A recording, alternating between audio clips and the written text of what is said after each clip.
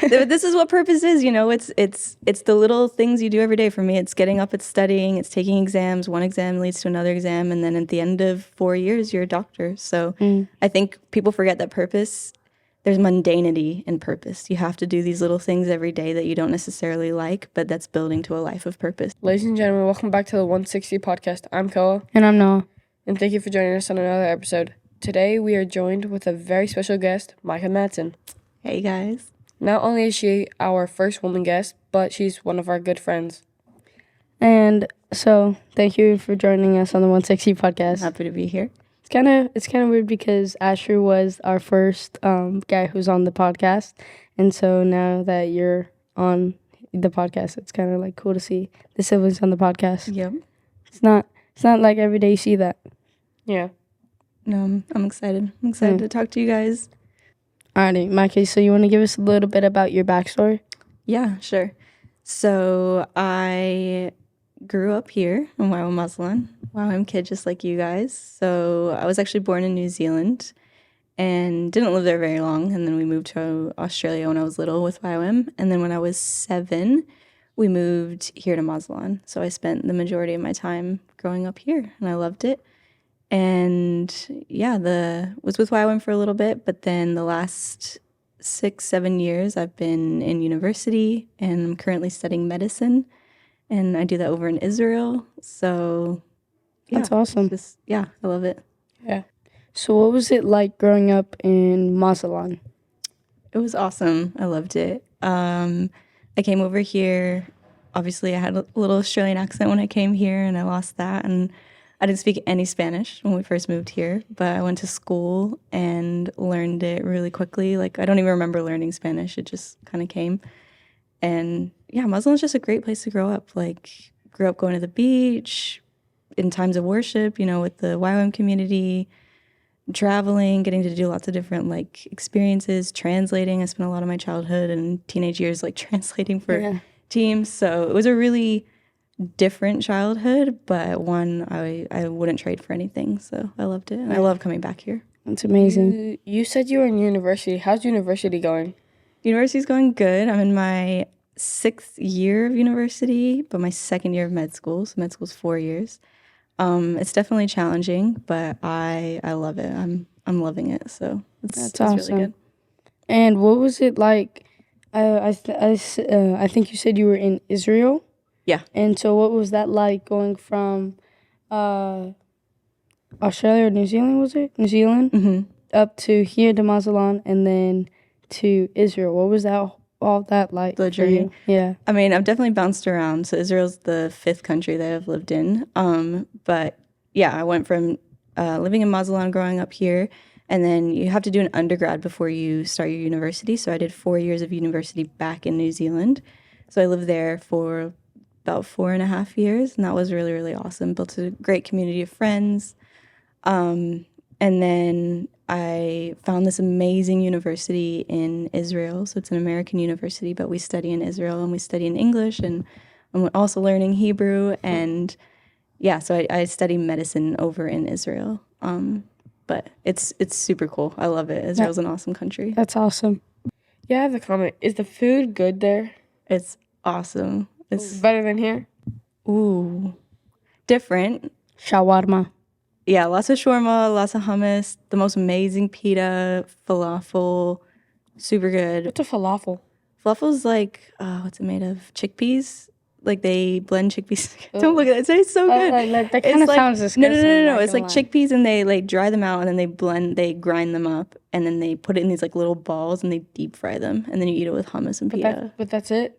No, it's There's so no good chicken? though. There's no chicken? Of course there's chicken. There's chicken shawarma. There's meat No, shawarma. there's no chicken inside the No, falafel? it's vegetarian. Oh, no wonder. I know that's a foreign concept for you guys, but it's really good. You just get roasted by Micah? Yeah, we did. I've been roasting you for 14 years straight, bro. You're a walking roast at this point. I'm like those chickens you get at Sam's Club. I've been so roasted. So, were you there when the October 7th attacks were going down? I actually happened to be out of the country. Oof. I know, it was a I don't think it was a coincidence, but I was with your parents actually in Spain. So they were over there and I flew out to meet them in Madrid just for the weekend. So I left Friday morning and then spent the day with them in Madrid. And then Saturday morning I woke up in Madrid to probably like 100 messages from friends that were in bomb shelters and Dang. classmates and just chaos. That's So crazy. It was crazy. You didn't lose anybody though. No, not anybody that I know personally. One of my teachers in my university, he was called in for Army service, and he's a doctor in the hospital that I study at, and he ended up getting killed. Ooh. So, I mean, I don't have a personal connection to him, but he was an amazing teacher. So, yeah, it was really, really intense. So I wasn't able to get back to Israel. Obviously, it was like too crazy. So that's why I ended up coming back. So you've been here from October 7th to December... Was it 17th. So what was that like being in Spain with my parents and then getting all those notifications? So, like, were you in shock or like what was that like for you? I definitely think I was in shock. It was hard to tell at first how serious it was because, you know, living in Israel, there's always kind of some stuff happening. It's not a dangerous place to be by any means, but it's just a little bit more on edge than probably Mexico or other countries. So I was trying to figure out how serious it was. So I was sitting on the couch and with your dad, you know, and we're both reading the news and all the news stories are coming out about what's happening. And I was just looking at your dad like, what do I do? Like, do I stay? Do I go? And he was like, I don't know. And then I called a friend and my friend said, hey, I don't think you should come back. It's not safe right now. Yeah. So, you know, if you come back, I don't know if you're going to get out. So yeah, that's crazy. When you first heard that, were you like scared for your friends, or were you just like, they'll be fine? I think in the beginning, I was like, oh, it'll probably die down. You know, it's probably just something little. Because that's usually what it is. It's just these little things. I mean, they're not little things, but they're not so intense like what happened on October 7th. And then when I realized that it was a very serious terrorist attack, I did get really frightened, and so I ended up calling a bunch of my friends, checking in with them, and they were all safe, but a lot of my friends ended up leaving the country or moving to just a safer area. So, and I mean, everybody's safe, everybody's good now, and it's definitely safe to return to Israel, but yeah, I think it took a little bit to process just what was happening, because I love Israel. I love that place. We want to kind of like bring up like a very important thing between New Zealand and Israel. Mm-hmm. And that is how you donated your kidney to your dad, correct? Yeah. So you want to tell us a little bit about that, how that process was? Yeah, it was. I still sometimes can't believe it all happened, but because it's a really cool story. But yeah, I finished my university in New Zealand, and I was actually going through personally a really tough time because I'd applied to get into medicine in New Zealand, and I applied twice, and I'd been rejected twice. So I was kind of in this weird space of like, what do I do? I thought God was calling me here. How am I, what am I supposed to do now? I have to apply for medicine somewhere else. So I ended up taking a year kind of off, but in that year I was just going to study and take another entrance exam to get into medicine somewhere else. But in that time, my dad got really, really sick, and he'd been getting sick for a while. Like we knew he had this kidney disease, but he got a lot worse, and so it became apparent that he needed a kidney transplant really soon. So I found myself kind of with nothing to do but study from these tests, and at the same time, I started doing what's called like the donor testing. So if you ever donate an organ, you have to do so many medical tests. It just goes on for months. For some people, it even takes years. That's crazy. I know. So I took a year and I studied, and then I did these tests. And the craziest thing about it was I found out that I got into medical school, sometime in the beginning of March of last year, and which was just a huge dream for me. And then about 2 weeks later, we found out that we had a date for the surgery. And so... Wow.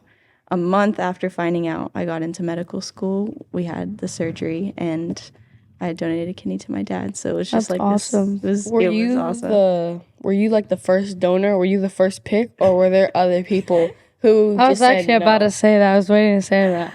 Well, so when you donate a kidney, it's good. Or when you donate any organ, you need to be a match. Yeah, and the most important thing for a match is blood type.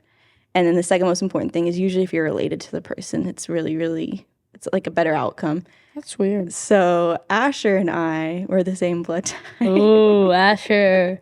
Asher getting caught lacking out here. So yeah, it was always going to be one of us.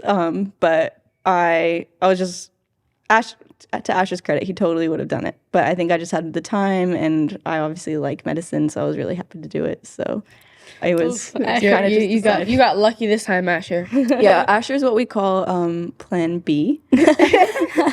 So if my kidney and my dad ever fails, Asher's getting called up for the second round. So, this is the dish track to Asher. Then you're going to give your bean to your dad. The bean. Yeah.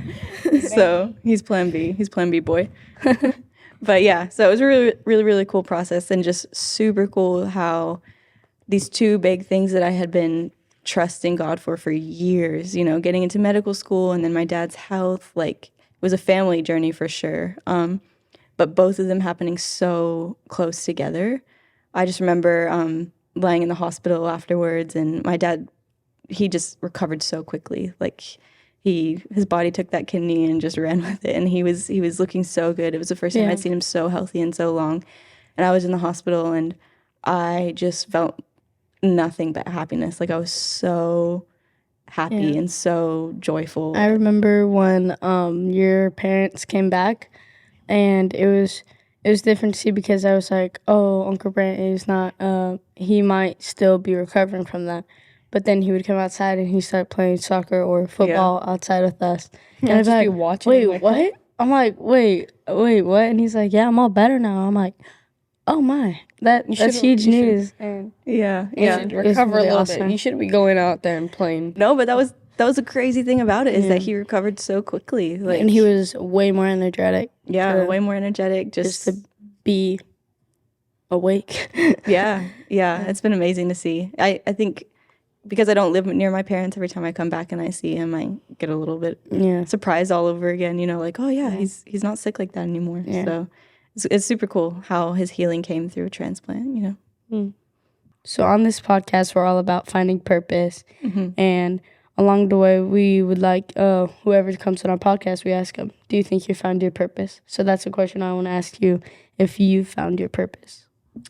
I definitely think so. Yeah, I think medicine, being a doctor, you know, I don't fully know what it's going to look like. You know, I couldn't tell you all the details, but in terms of what I want to do with my life and the things that I feel like the Lord has called me to, I definitely feel like I found my purpose in medicine. That's awesome. So obviously you grew up in New Zealand in Mazatlan. So what did that anyway help you finding your purpose? Definitely. I think growing up in both ywam and in Mexico was really unique. And my parents were super intentional about, you know, we had our childhood, we had our separate lives, but they exposed us to a lot of the ministry that they were doing. And so what that meant for me was I got to see a lot of things, like since I was a kid, you know, and a teenager, and I think specifically for me, I joined a few different medical clinics that we were running, and I was just, you know, the kid off to the side translating, or the teenager translating, and that was probably the first time I really encountered medicine on the mission field. And so I think that definitely was like my first exposure to it, and I remember thinking to myself, like, I really like this. I like the medical side of it. I like helping people. I like the science behind it. So I think those experiences definitely led to, you know, deciding to do medicine and finding purpose in that. That's amazing. All right, Micah, we're going to do a lightning round. I'm going to give you 10 questions. Just answer them as fast as you can. Okay, let's do it. Starting off, book or movie? Book. Coffee or tea? Tea. Taco or quesadilla? Quesadilla. What's the last book you read? I just finished one called The Stone Sky by N.K. Jemisin. It's the third in a series. It was really good. What's the most inspiring movie you've ever seen? Ooh, probably The Impossible, which is about the family that survives the tsunami in Thailand. I love that movie. Thailand, hey, we just went there. Hey. What's some advice that you'd give to your younger self? Study harder. If you could do only one thing for the rest of your life, what would it be? Medicine. Be a doctor. Amazing. Best way to find your purpose?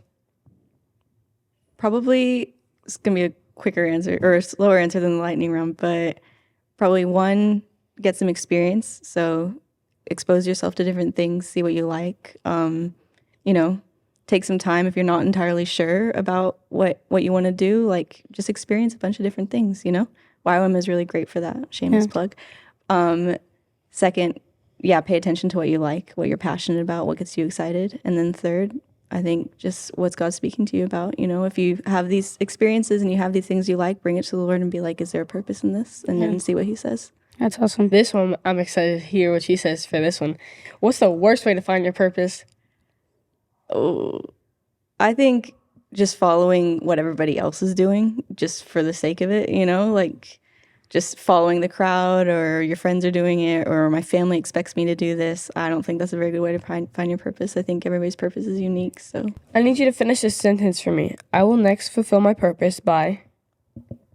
I will next fulfill my purpose by taking an exam on Wednesday because I'm in medical school. Ooh. And this is what purpose is, you know, it's the little things you do every day. For me, it's getting up, it's studying, it's taking exams. One exam leads to another exam. And then at the end of 4 years, you're a doctor. So I think people forget that purpose, there's mundanity in purpose. You have to do these little things every day that you don't necessarily like, but that's building to a life of purpose. So for me, it's an exam. That's awesome.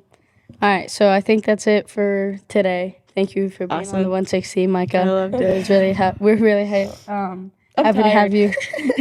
You're a huge inspiration to us. That was an awesome conversation. You guys, make sure you don't forget to like and subscribe so you guys do not miss out on any future videos. We'll see you guys on the next one. And don't forget to put notifications on so you can see the watermelon video.